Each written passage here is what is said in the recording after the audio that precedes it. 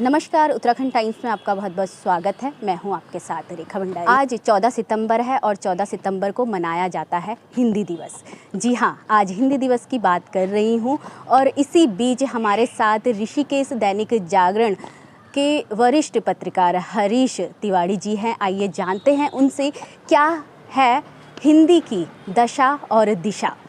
Sir, सबसे पहले तो स्वागत है आपका उत्तराखंड टाइम्स में और आज हिंदी दिवस है। बहुत बहुत धन्यवाद उत्तराखंड टाइम्स, क्योंकि सामाजिक सरोकार से जुड़े मुद्दों को लेकर आप समय समय पर उठाते रहते हैं और मैं सभी दर्शकों को, जितने चैनल के दर्शक हैं, उनको भी शुभकामना दूंगा। और मैं कहना चाहूँगा कि हिंदी दिवस 14 सितंबर तक ही सीमित रखना अपने आप में बेईमानी होगी, क्योंकि हिंदी हमारी जननी भाषा है, संस्कृत की उत्तराधिकारी भाषा है और हमारे बोलचाल में, हमारे आचरण में, हमारे व्यवहार में कहाँ हिंदी नहीं है। शायद कोई भी जगह ऐसी नहीं जहाँ हिंदी ना हो।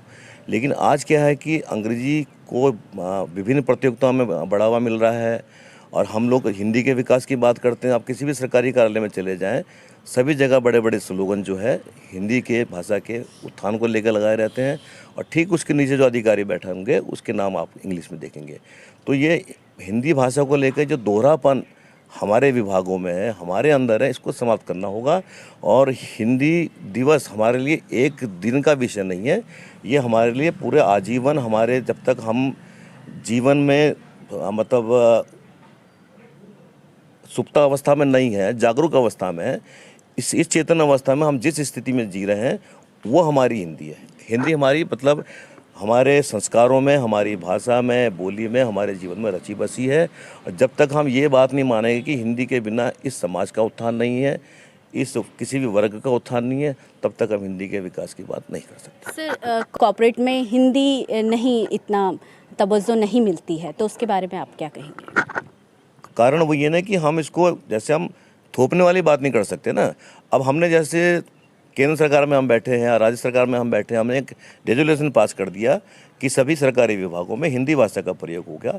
अधिकारी ने भी, ठीक है, नोडल अधिकारी जो संबंधित विभागाध्यक्ष है, उसने दीवारों पे लिखवा दिए हिंदी हमारी मातृभाषा है, बोलचाल की भाषा में इसको हिंदी का प्रयोग करें, हिंदी को बढ़ावा दें, सब कार्य हिंदी में करें।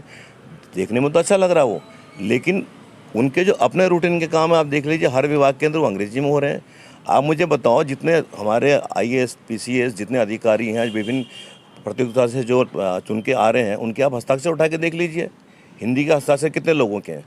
जितने हमारे राजनेता हैं, जितने हमारी व्यवस्था में लोग बैठे हुए हैं, चाहे वो मंत्री हैं, चाहे विधायक हैं, आप उनके हस्ताक्षर उठा के देख लीजिए, कितने लोगों के हस्ताक्षर हिंदी में होंगे, मुश्किल से 5%। तो ये मैं वही कह रहा हूँ, ये दोहरापन हिंदी को लेकर नहीं होना चाहिए। व्यवस्था में जो लोग बैठे हैं वो अपने आचरण में इसको लेकर आए, तब वो हिंदी को आगे बढ़ाने की बात करें। सर, एक छोटा सा मैसेज हिंदी दिवस को लेकर।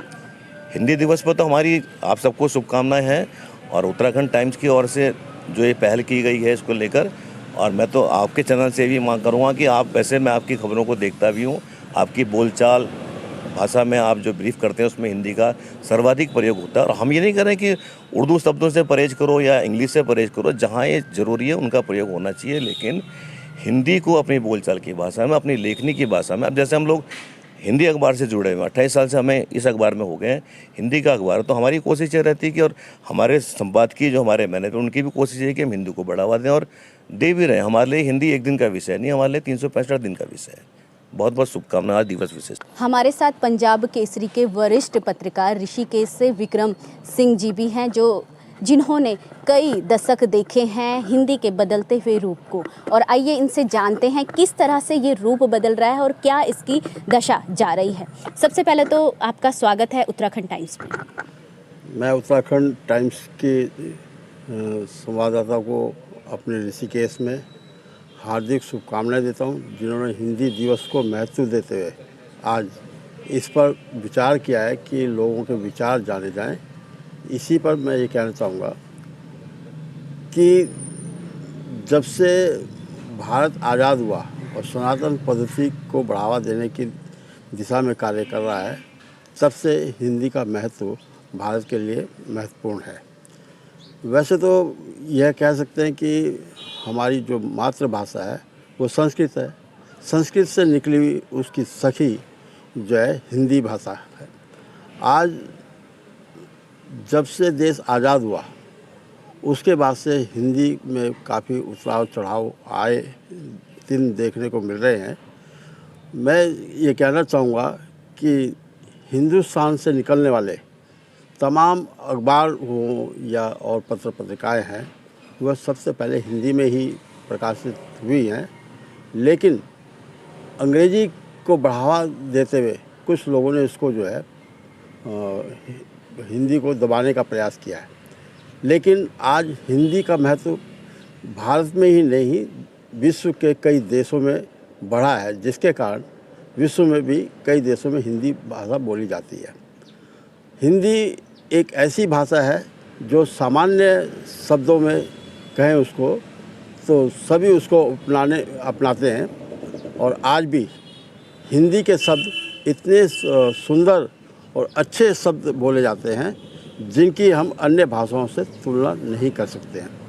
हिंदी एक सामान्य भाषा के रूप में भारत सरकार ने भी उसको अपनाने का आह्वान किया है, और जिसके कारण कई अध्यादेश भी हिंदी अपनाने के लिए अपनाए गए हैं, जैसे बैंकों में है या सरकारी विभागों में है। परंतु कुछ विभागों में आज हिंदी को थोपने जैसी भाषा समझा जा रहा है, जो कि पूर्णतः गलत है। मेरा मानना यह है कि हिंदी को ही अपनाना चाहिए। हिंदी हमारे आने वाले बच्चों के लिए जाननी आवश्यक है। आज अंग्रेजी को बढ़ावा देने के लिए जितने भी अपने मॉडर्नाइज स्कूल हैं वो अंग्रेजी को बढ़ा रहे हैं, लेकिन वह पूर्णतः भारत के लिए अब मान्य है। मैं उत्तराखंड टाइम्स के माध्यम से ये कहना चाहूँगा कि इसको बढ़ाने के लिए अपने चैनल में भी हिंदी शब्द को ही ज़्यादा तवज्जो दें तो अच्छी बात रहेगी। सर, कितना रोल निभाता है एक न्यूज़पेपर, न्यूज़ चैनल हिंदी के लिए, जो आज के युवाओं को हिंदी के प्रति जागरूक करने में?